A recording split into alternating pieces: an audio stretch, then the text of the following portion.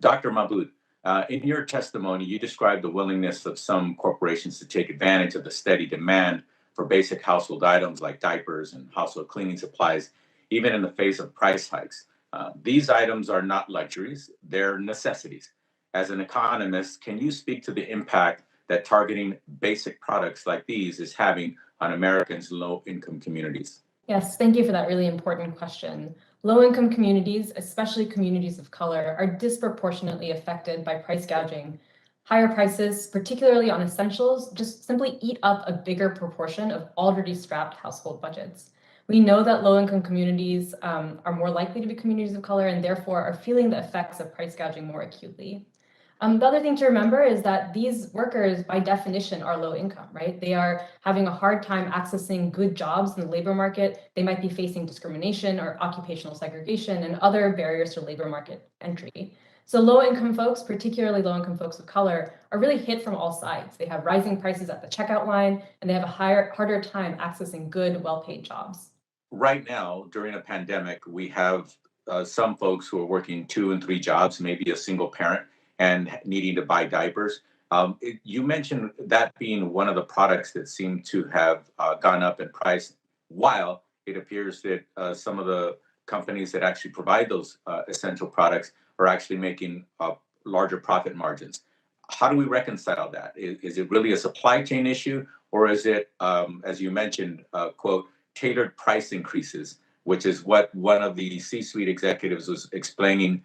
Was it during some kind of meeting of their shareholders or something? I mean, simply put, this is corporate greed. These companies have enormous market power. They have the dominance to set prices on goods across the market because they are so big. And the companies, like, the ones that sell diapers, are selling products that people need, and they know that, right? The point about price elasticity essentially refers to a consumer's responsiveness to prices. And when you have essential goods, consumers are not responsive to price increases because they are essential. And so what we're seeing now is simply these big corporations taking advantage of the most vulnerable at a point where they are at their most vulnerable, and padding their profits. I mean, that's the other point here. Like, these CEOs, these corporate executives, these shareholders are just raking it in, all while consumers are paying more for essential goods at the checkout line.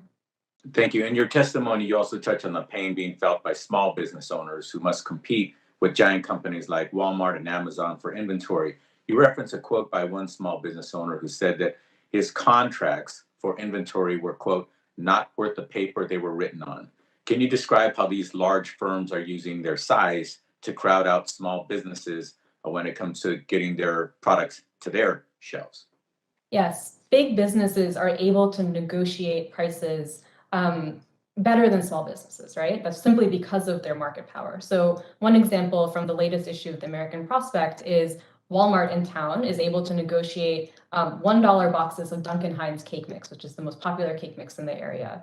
The local grocery store, on the other hand, can only manage to squeeze out a seasonal discount that brings the price of these cake mixes down to $1.32. So in that case, when that small business can't push around using its power, the prices that it can sell its products for in the store, how can you expect that small business to compete? So it's really important to, in order to have a thriving small business community, we have to tackle the power that these mega corporations have over prices. Thank Dr. Mahmood, I only have 20 seconds. So I have a question. Has history borne out that when larger companies squeeze out smaller competitors, that once the smaller competitors are off the playing field, that the larger companies tend to increase their prices regardless of what the market can bear? Absolutely. And my colleague on the panel can speak to Amazon, which does this frequently. Thank you very much. I yield back, Madam Chair. Thank you so much.